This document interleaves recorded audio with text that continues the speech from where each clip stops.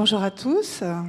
Donc, je suis effectivement quelqu'un qui a travaillé sur l'IA depuis très longtemps, puisqu'en fait j'ai fait ma thèse en IA avec des réseaux de neurones en 87. J'ai soutenu en 92, j'étais sur des projets européens. On faisait déjà de l'apprentissage machine avec des réseaux de neurones. Ils étaient même avec plusieurs couches, mais ça prenait un mois sur un VAX. Donc ça n'a rien à voir avec ce qu'on a maintenant dans les mains. Par contre, les concepts fondamentaux sont les mêmes. C'est-à-dire que le neurone formel, il vient toujours de McNaughton-Pitts, 1947.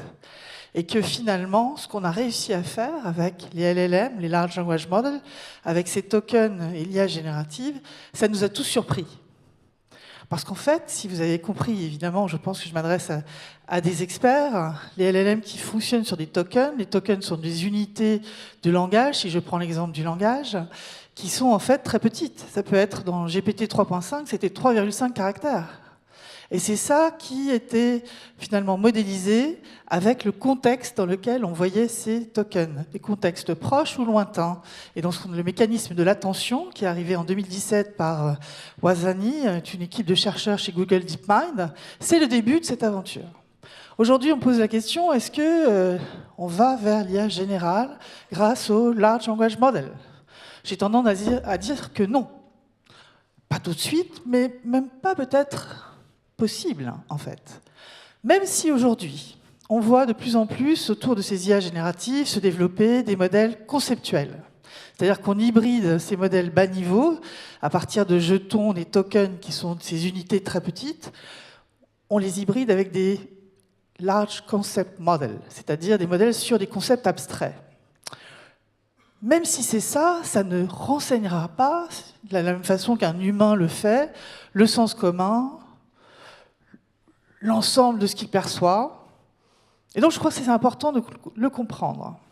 J'ai fait toute ma recherche, moi, sur les réseaux de neurones, mais aussi sur l'idée de travailler sur les émotions. Détecter les émotions dans la voix, interagir avec des machines comme les chatbots ou des robots sociaux, que ce soit pour l'éducation, pour aider des personnes âgées, pour assister des personnes dépendantes, avec donc prise en compte de leur état émotionnel. C'était de façon très simplifiée, à partir d'apprentissage machine avec des réseaux de neurones. Aujourd'hui, ces LLM qui embarquent des milliards de données, finalement, ils embarquent aussi nos émotions, des informations d'ordre moral, des informations de tout acabit, en fait. Sans tri, d'ailleurs, puisqu'on se retrouve avec souvent des espèces de fusitous, de grands corpus qui sont pris sur Internet, avec des fake news, avec des choses qui sont des connaissances, avec des opinions, avec tout et n'importe quoi. De plusieurs langues, puisque quand vous parlez avec un Llama 3, par exemple, il y a 95% qui sont en anglais. Et le reste des 5%, c'est 30 langues.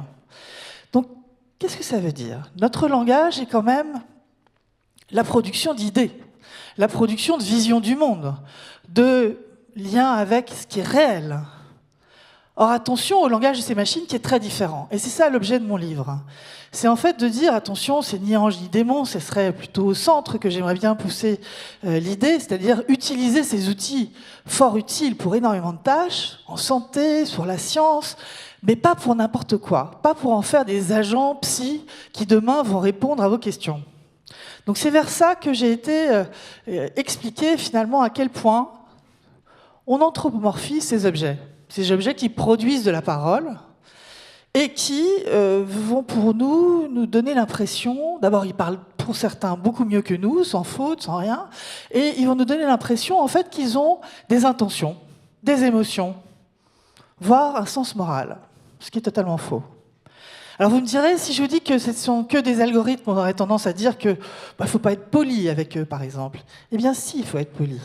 Article du MIT démontrant que finalement, comme ce sont nos données à l'intérieur, ce sont des données de gens polis qui s'adressent à d'autres personnes, et donc forcément, ça marchera mieux si on est poli avec ces machines.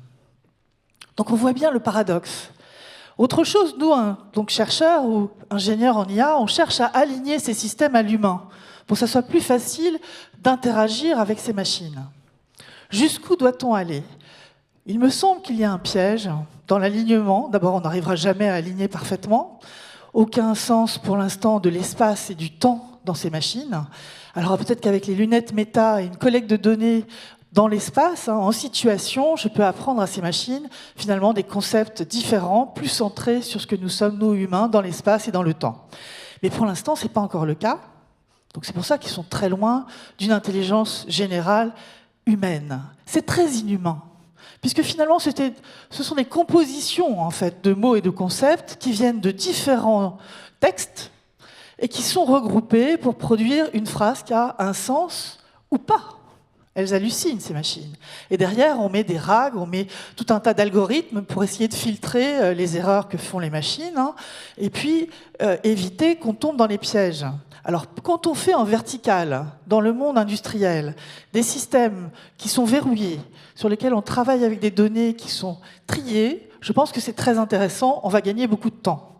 Maintenant, quand on met ça dans les mains des enfants pour l'éducation, attention à ce qu'on est en train de faire. Et surtout pas, ne pas penser qu'on est devant une IA générale qui réfléchit. C'est faux.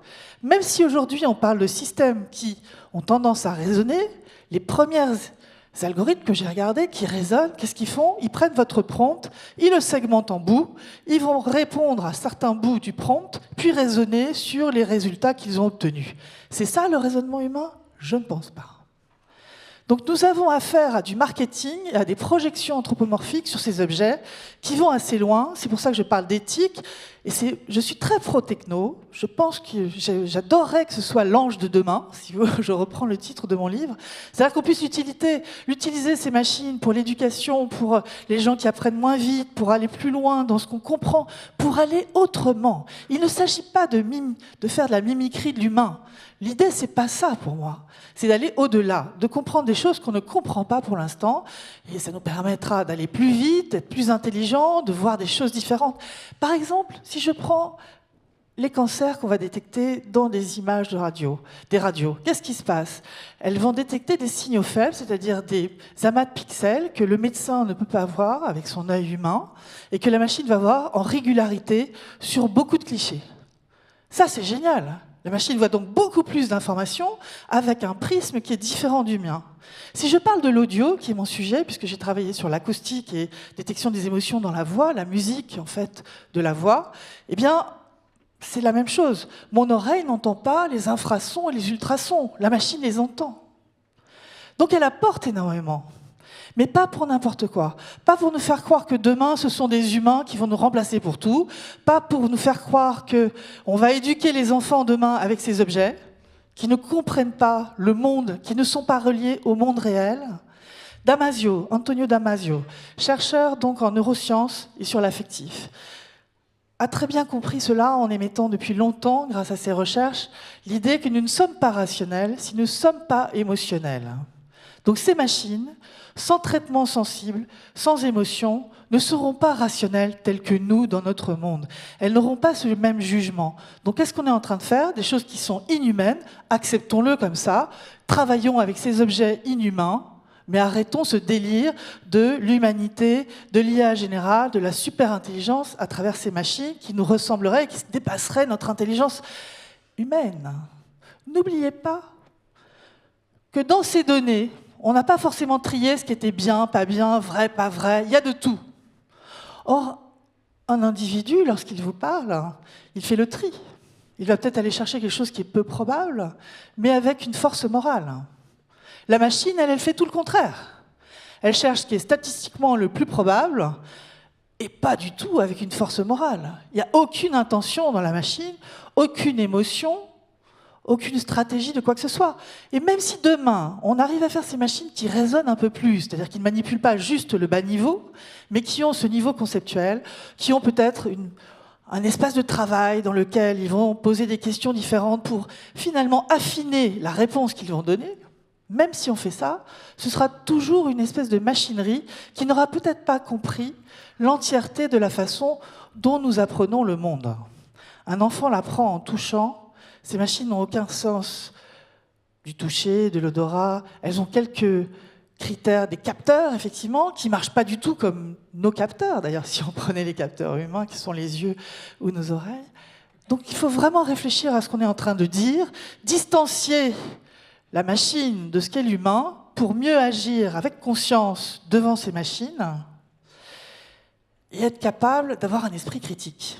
Puisque quand je regarde mes étudiants, quand je regarde les dernières publications de BCG montrant des gens qui travaillent avec ChatGPT 4, eh bien, au début, ils l'utilisent à bon escient, et puis au bout d'un moment, en faisant attention, c'est-à-dire en challengeant le résultat, et au bout d'un moment, ils s'habituent.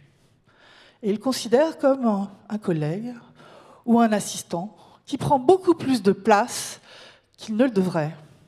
Donc là, faites attention. Mes étudiants, pareil, on leur soumet des examens sur la logique, les mathématiques et d'autres sujets d'expression écrite, des sujets qui sont difficiles pour des machines, faciles pour des humains. Que se passe-t-il? Eh bien, certains de mes étudiants en L1 ont bien répondu sans machine et ont changé d'avis quand la machine leur disait autre chose. Alors, est-ce qu'on va douter de notre rationalité demain devant ces objets? Vous voyez, ça pose des questions quand même de fond, d'intelligence humaine, d'intelligence collective, et surtout, si ces objets sont nourris de données générées par ces machines, vous voyez qu'on va arriver vers quelque chose qui va standardiser. Or, demain, si on veut des talents, si on veut des gens de qualité, créatifs, il va falloir se réveiller pour parler d'éthique à l'école, pour parler d'éthique un peu partout, pour comprendre comment marchent ces systèmes, et pour obliger ceux qui font ces systèmes à ouvrir ces boîtes, au moins sur certains paramètres, pour qu'on comprenne mieux comment ça marche. Voilà, je vous remercie de votre attention.